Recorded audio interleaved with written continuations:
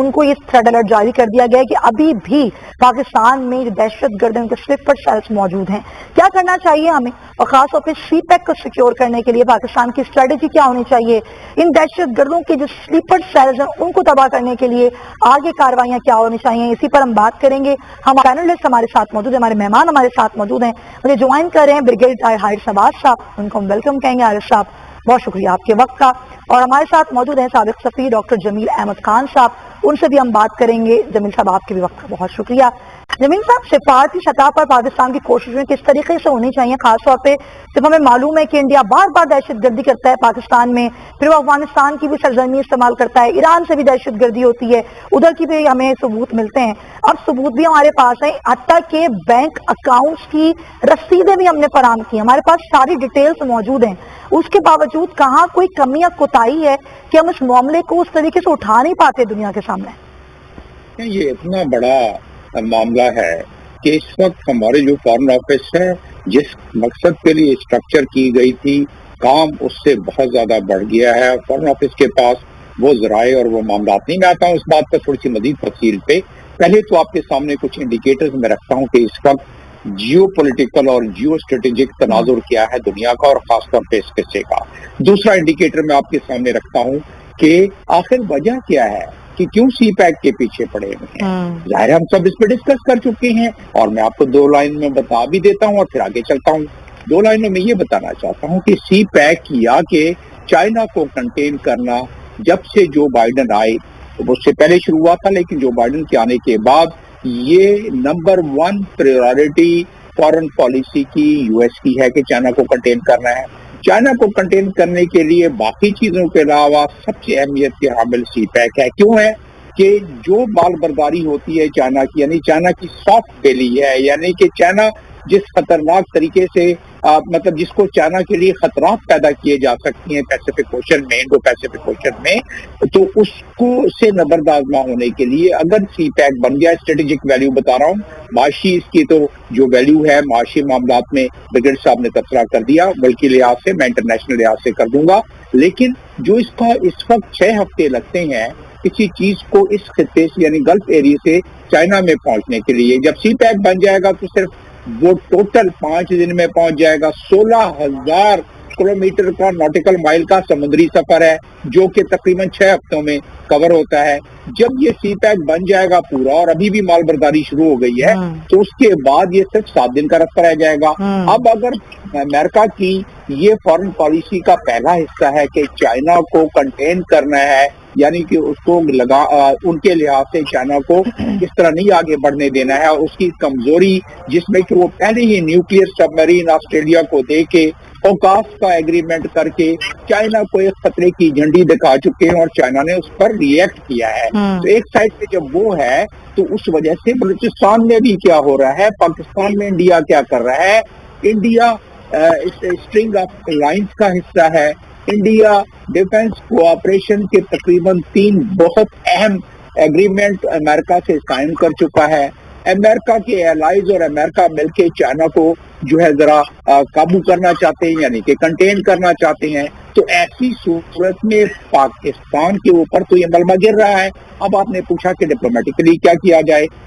As a diplomat میں تو یہی کہوں گا کہ ہمارے ساروں سے اچھے تعلقات اور اچھے استوار ہونے چاہیے, لیکن جو اس وقت منظرنامہ ابھر رہا ہے, جو معذوراتی حالات اور ماحولیاتی حالات پیدا ہو گئے ہیں, اس میں ہم کتنا بھی چاہیں ہم خود بخود اس بلاک کے طرف, یعنی کہ جس میں کہ ایس سی او ہے, جس میں چائنا رشیا سارے شامل ہیں, ای سی او ہے, یہ سارے اس بلاک میں ہم کھینچتے جا رہے ہیں. اب اس کی وجہ ایک آپ کے سامنے زندہ اور بڑی تازہ مثال یہ ہے کہ ہم نے وہ جو کانفرنس بلائی تھی ڈیموکریٹک کانفرنس تائیوان میں, ہم نے چائنا کے اس اسٹینڈ کی وجہ سے ساتھ دینے کے لیے ہم نہیں گئے. تو اب جب یہ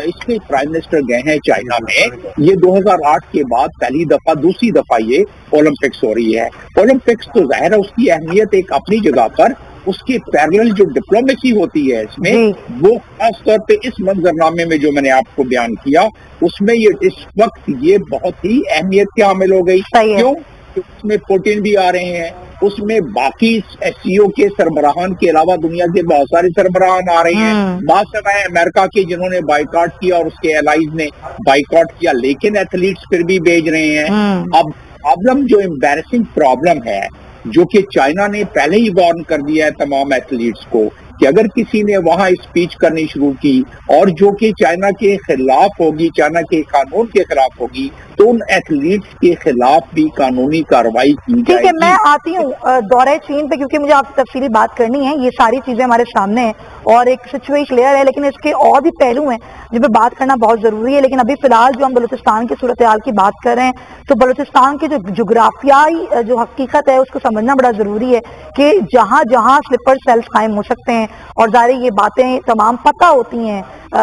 پاکستان کو معلومات ہوتی ہیں اس چیز کی، تو کارروائیاں کس طریقے سے کی جاتی ہیں، اسی پر ہم بات کریں گے۔ دورہ چین کی بات کر رہے تھے جس طرح سے ہم، تو اب طرح سے پراپر بات کریں گے۔ 2019 میں اپریل 2019، اکتوبر اور پھر نومبر، ایک سال کے اندر وزیر اعظم پاکستان نے 3 دورے کیے چین کے، جس میں سی پیک ایکسٹینڈ کرنے کے حوالے سے اور سیکنڈ بیلٹ روٹ جس پر بات کی گئی، سرمایہ کاری کے حوالے سے اس پر بات کی گئی۔ پاکستان اور چین بھائی بھائی ہیں اور بہت ہی مضبوط رشتہ ہے دونوں ممالک کا، اس کو مزید مضبوط تر کرنے کے لیے یہ دورہ بڑی اہمیت کا حامل ہے، کیونکہ ظاہر کووڈ سچویشن کے بعد تقریباً 2 سال کے بعد اب یہ دورہ ہو رہا ہے، جس کی ہر طرح سے بڑی اہمیت ہے، جس کی اکنامیکل بڑی اہمیت ہے، اس کی سی پیک کے حوالے سے بہت اہمیت ہے، دونوں ملکوں کے جو بائلیٹرل تعلقات ہوتے ہیں ان کے حوالے سے بہت اہمیت ہے۔ ایک بہت بڑی سرمایہ کاری جو کہ چین پاکستان میں کر رہا ہے، اس کو سیکیور کرنے کے حوالے سے بھی بات کی جائے گی، اور نہ صرف یہ بلکہ ساتھ ہی ساتھ جو مختلف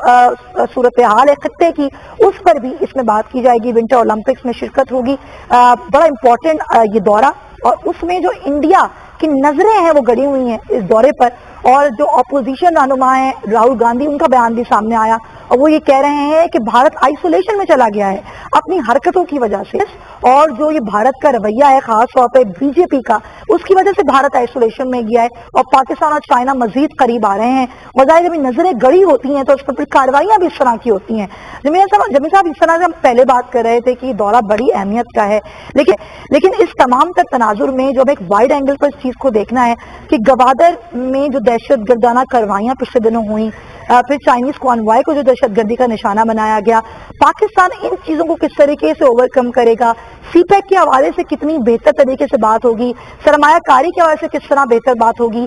چین کو کس طرح سے دوبارہ اعتماد میں لایا جائے گا پاکستان کی جانب سے؟ دیکھیے، چین اس معاملے میں بڑا دانا ملک ہے،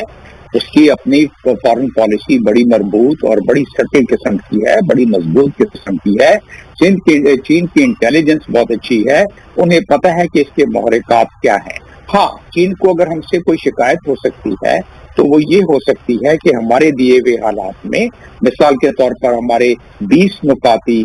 نیشنل ایکشن پلان جو ہم نے بنایا تھا، اس پہ ہمیں یہ اتنے برس بیت گئے، ہم نے اس پہ ماہ سوائے 6 یا 7 جو تو فوج کی ذمہ داری تھی وہ ساری مکمل ہو گئی۔ باقی جتنے بھی پوائنٹس تھے 13 کے قریب، اس میں کوئی پارشل اور کوئی بالکل نہیں ہوئی۔ جس طرح جو ابھی بریگیڈیئر صاحب بات کر رہے تھے سوشو اکنامک کنڈیشن کا، یہ سارا تو دیا ہوا ہے اس میں، اگر نہیں کیا، لیکن ساتھ ساتھ ہم اس کا انتظار نہیں کر سکتے۔ سوشو اکنامک کنڈیشن جب تک کہ چینج ہوں گی اس میں کچھ برس لگ سکتے ہیں۔ اس وقت ہمارا مسئلہ یہ ہے کہ چین